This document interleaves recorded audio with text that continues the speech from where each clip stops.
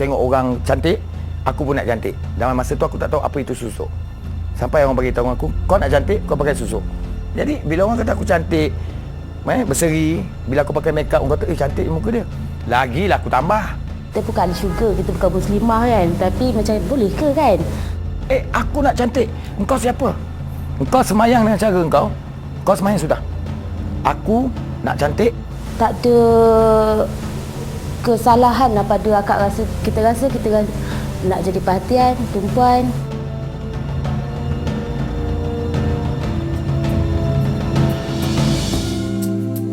Walaupun di zaman yang serba moden ini, kepercayaan masyarakat terhadap perkara-perkara mistik tidak pernah padam. Kerana ingin cantik, menawan, kuat, kebal dan pelbagai lagi alasan, manusia sanggup melakukan apa saja. Pak Awang, seorang pengamal perubatan dari Pusat Rawatan Zawil Hayat, antara individu yang sering dikaitkan dengan susuk. Daripada hari itu, dia panggil Pak Awang bomo artis. Jadi nama tu melekat sampai sekarang. Lagipun yang kedua, Pak Awang dah terlalu lama buat kerja ni. Jadi hari ni Pak Awang nak kurangkan sikit. Pak Awang nak kurangkan sikit.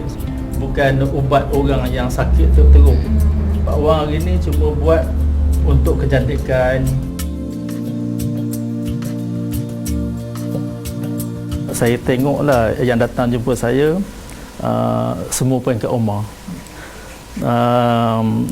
Daripada budak-budak sekolah sehinggalah orang dewasa, sehinggalah ada umur 70 lebih ada.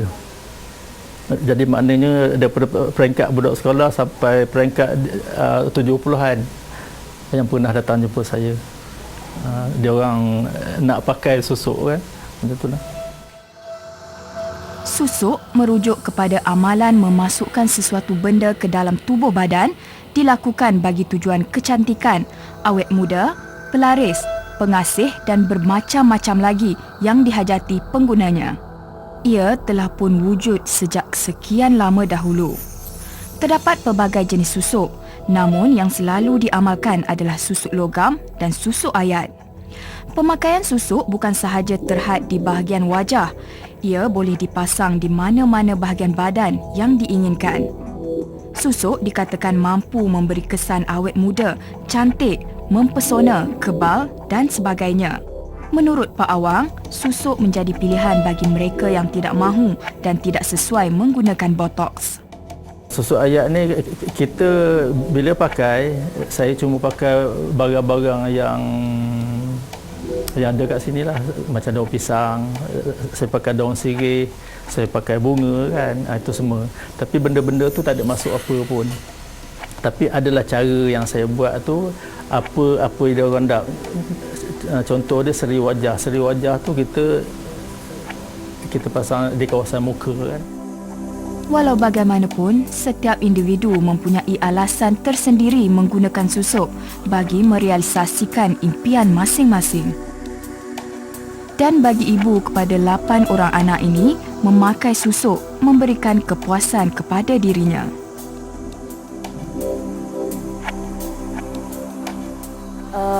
Akak pakai susuk jenis belian, logam.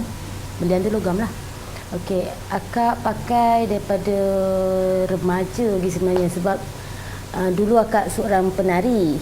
Jadi bila kita tengok penampilan kakak-kakak sini-sini kita rasa cantik lah ni. Jadi bila kita tanya, akak kenapa macam ni kan? Jadi dia pakai ni. So kita rasa macam kita nak mencuba tau. Sebenarnya saya pakai ni pun dah lama, daripada umur saya 18 tahun sampai sekarang saya umur 38 tahun. Okey, lebih kurang dalam 20 tahun kot kan saya pakai. Permulaan tu memang dalam seminggu 2 sebulan tu rasa macam biasa je, kan macam tak adalah, biasa je kan. Lepas tu tau, macam tanpa kita sedari benda tu macam kita jadi perhatian tau. Dalam pertemuan singkat bersama Pak Awang, beliau sempat menunjukkan teknik-teknik pemakaian susuk. Muka dan badan si pemakai ditandakan dengan sejenis alat seperti pensel untuk memastikan tempat yang sesuai ditusuk susuk yang diinginkan.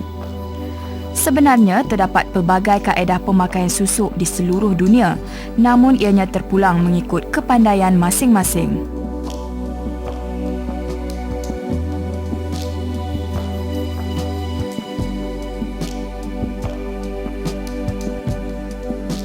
Pemakaian susuk tidak mengambil masa yang lama dan ada kalanya ia boleh dilakukan dalam masa 20 minit sahaja untuk susuk logam, manakala kurang sejam untuk susuk ayat. Tidak terhad kepada muka sahaja, malah ada juga yang berani memakainya di alat sulit mengikut jenis susuk yang diingini. Ke atas sini. Ataupun kat bibir kan. Itu yang kena tahan dengan 3 hari. Ada. Cara pakai pisau ada. Si tak ada apa tak ada kan. Kain merah yang dipotong kecil kemudiannya diletakkan di tempat yang ditanda supaya susuk yang dimasukkan meresap ke dalam muka atau badan pemakai. Betul tak? Pak Awang kemudiannya meletakkan daun sirih dan bunga di sekitar wajah pemakai. Saya pada awalnya agak keliru dengan tujuan penggunaan beberapa peralatan untuk memakai susuk. Ini termasuklah daun sirih dan bunga-bungaan yang saya kira tidak relevan. Namun, Pak Awang punya alasannya yang tersendiri. Bunga contohnya memberikan simbolik wangi dan berseri yang diharapkan dapat memberikan aura yang sama kepada si pemakai. Begitu juga dengan peralatan lain yang setiap satunya mempunyai fungsi masing-masing.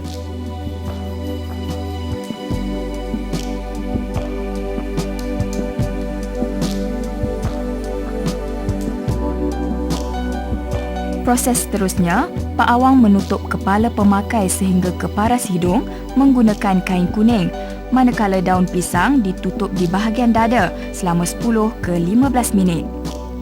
Tujuannya juga supaya susuk itu meresap ke seluruh tubuh badan. Dalam masa yang sama, bermulalah proses membaca ayat-ayat khas sambil memegang anggota badan yang mahu dipasang susuk. Biasanya sebelum seseorang itu dipakaikan susuk, syarat dan kesan-kesan pemakaian akan diterangkan.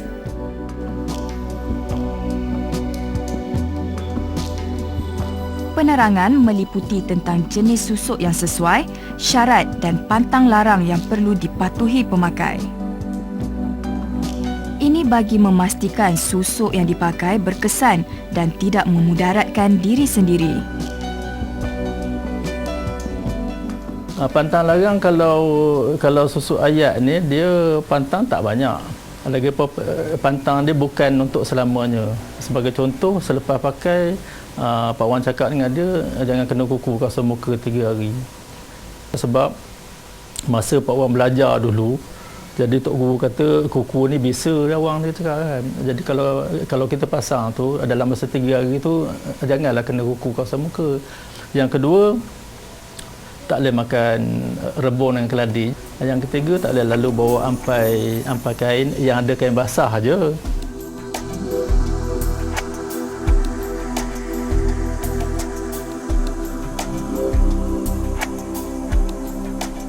Kebiasaannya, pemakai susuk akan lebih yakin kerana menganggap ia akan memberikan kelebihan seperti menjadi bertambah cantik, berani, semakin dikasihi dan semakin manis.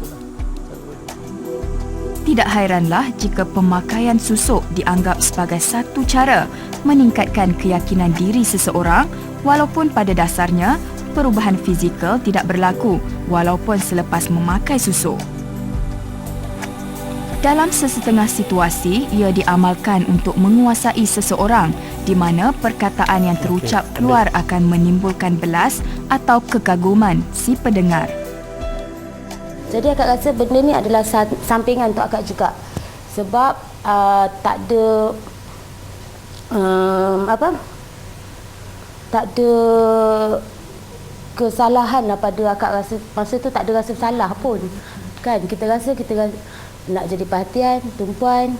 Okey, dalam umur 20 kita dah berhenti menari, akak mula dah kahwin masa tu. Masa cek jodoh pun dia juga pakai pendalah ni. Kan? Macam kita perempuan, kita ada persaingan tau antara kawan-kawan. Bila kawan-kawan yang lain macam dapat boyfriend yang ada duit, yang handsome, padahal sebenarnya dia tak ada pun, biasa-biasa saja. Jadi bila akak dah melangkah, kita dah berkahwin, akak ada buat perniagaan sendiri, jadi sebenarnya akak dulu pemalu juga. Akak tak ada keyakinan macam mana kita nak berniaga. Kita sebenarnya memang kena ada benda-benda macam tu. Jadi memang akak pakai benda ni adalah untuk diri akak sendiri. Aku pernah pakai susuk belian, susuk emas, batang emas ya. Lepas tu susuk serbuk emas. Serbuk emas tu Thailand. Okey, lepas tu aku pakai susuk bunga. Dia susuk bunga ni macam bunga ada, tapi aku pakai susuk bunga.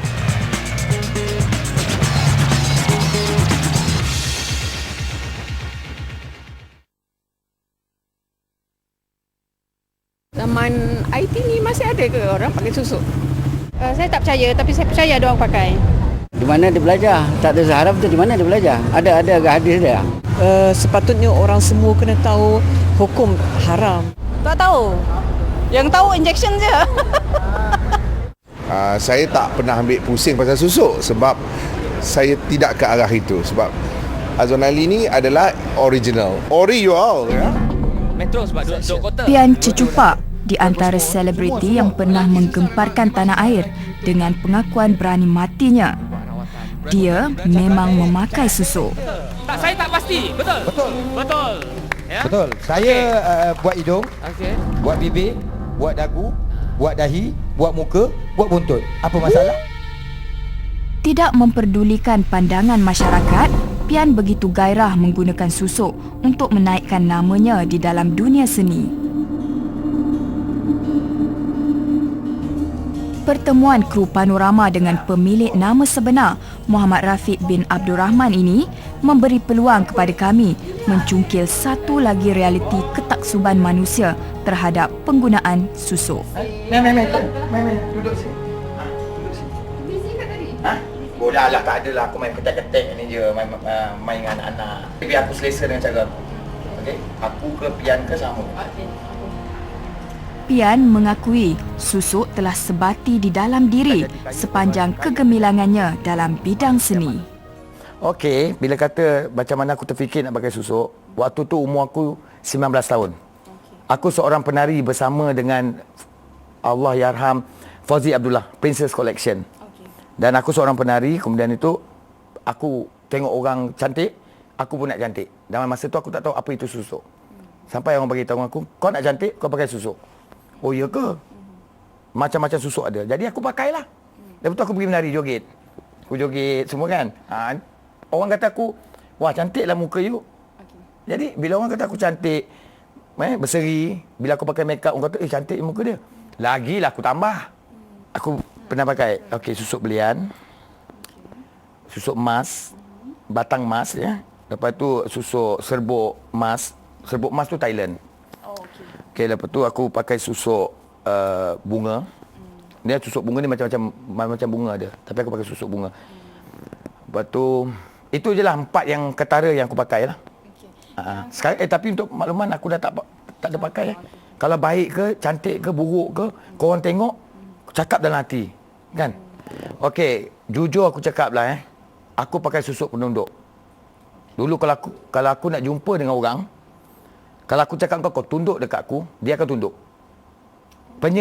Susuk penyeri bila aku berada di pentas. Susuk penumbuk pun aku pakai. Wah, tangan aku kecil je.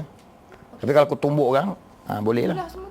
Kalau ikut belian belian 36 biji di seluruh badan, iaitu muka yang paling banyak. Lepas tu aku letak kat dada, tangan, lepas itu dekat belakang lah. Kita punya punggung, supaya orang kata daripada belakang orang tu, wah lawa lah punggung dia. Itu satu. Susuk kira 36 biji belian. Lepas tu aku pakai susuk emas, batang emas. Aku letak bawah ni. Aku letak bawah mata. Yang itu bila aku nak goda kau, mainan mata. Tapi bila aku nak bercakap dengan kau, mainan mulut. Susuk bawah ni. Masa tu nama aku boom. Lepas tu aku keluar paper. Orang nak interview aku. Okey, macam-macam. Orang nak interview aku dapat job. Orang lain tak dapat, dah mula marah kat aku. Tapi masa tu nak kata aku taksub pada susuk, ya. Pasal apa? Lepas aku pakai ni lain macam lah aku. Kan? Wartawan datang, Pian. Pian. Pian. Seolah macam, aku diam lah. Takkan aku nak bagi tahu aku pakai susuk. Itu rahsia peribadi aku. Susuk ni dia macam, apa kata, memasukkan sesuatu ke muka atau ke anggota badan dengan cara yang tertentu dan juga dengan tujuan yang tertentu. Biasanya bila sebut susuk ni, kalau masukkan sesuatu, orang tak kata injection apa-apa, orang sebut apa? Tentang rawatan kecantikan.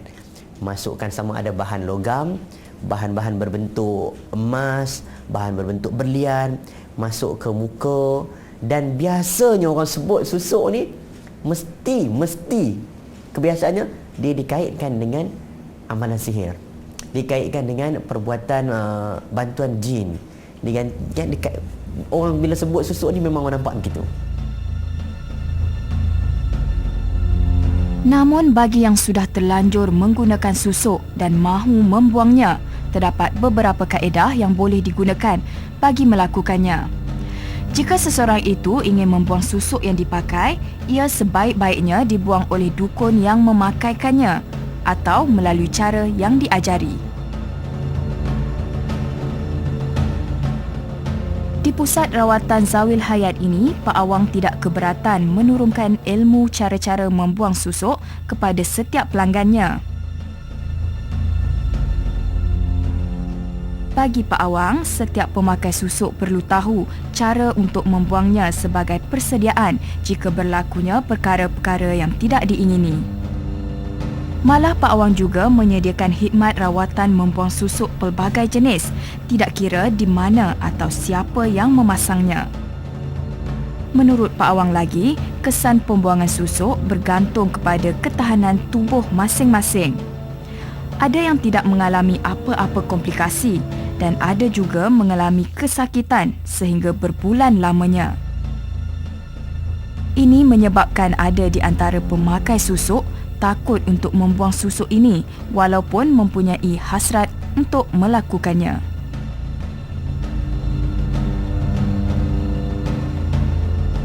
Namun bila tiba masanya, setiap manusia pasti ingin berubah ke jalan yang lebih diredai. Padahalnya kalau betul nak cari job, Apabila ditanya kepada Pian kenapa dia ingin membuang susuk, ini jawapannya. Macam inilah. Rumah tangga aku gagal. Aku sayang bekas isteri aku. Aku sayang anakku. Tapi aku kaji balik waktu aku tidur. Kenapa aku jadi macam ni? Muhammad Rafiq bin Abdul Rahman Pian Cucupak bukan macam ni. Tapi aku dah kehilangan semua. Sampai satu masa, ialah kita kena percaya pada Allah lah. Susuk ni dekat seluruh badan aku ni. Di waktu aku tidur. Tidur aku cakap, aku pernah berjanji umur aku 40, aku akan buang. Bila masa aku nak tunaikan janji aku? Aku tunaikan janji aku selepas birthday aku. Bulan puasa, Khamis malam Jumaat, puasa yang ketiga. Di Pantai Kundo, Kelantan. Aku serahkan diri aku redha, aku buang. Sekarang aku dah okey, tapi bila aku dah buang tu 6 bulan aku sakit. 6 bulan aku sakit, aku tak bagi tahu orang pun sebab aku malu. Bila aku cerita pada orang aku buang susuk, orang gelak. Okey, satu. Kedua, orang kata padan muka kau, siapa suruh kau buang susuk? Di atas kealpaannya, Pian kini menderita dengan pelbagai penyakit. Menurut Pak Awang pula, susuk yang dipakai kurang dari 10 tahun biasanya lebih mudah dikeluarkan. Berbeza bagi susuk yang dipakai berpuluh tahun lamanya dan sudah sebati di dalam tubuh, proses membuangnya agak rumit. Ada juga yang terpaksa berendam di dalam kubang kerbau selama seminggu bagi membuang susuk yang tertanam di dalam tubuh. Apa yang anda sedang saksikan ini adalah antara kaedah pembuangan susuk berlian.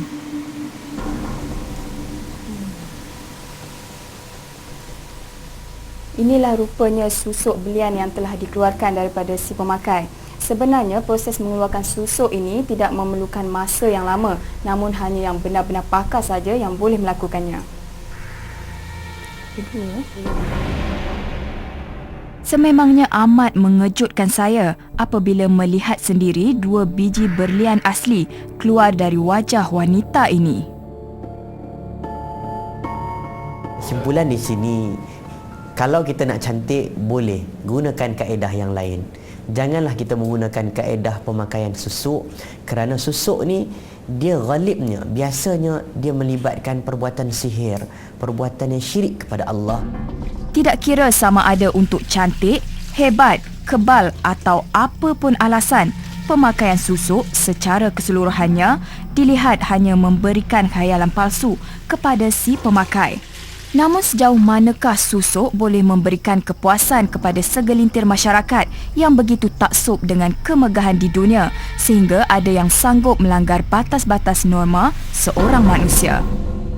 Percaya ataupun tidak, inilah realitinya. Penggunaan susuk masih diamalkan dalam masyarakat kita sehingga kini. Walau apapun, ianya terpulang kepada diri kita sendiri bagi menentukan baik dan buruknya sesuatu perkara dan memastikan ianya tidak bertentangan dengan ajaran agama.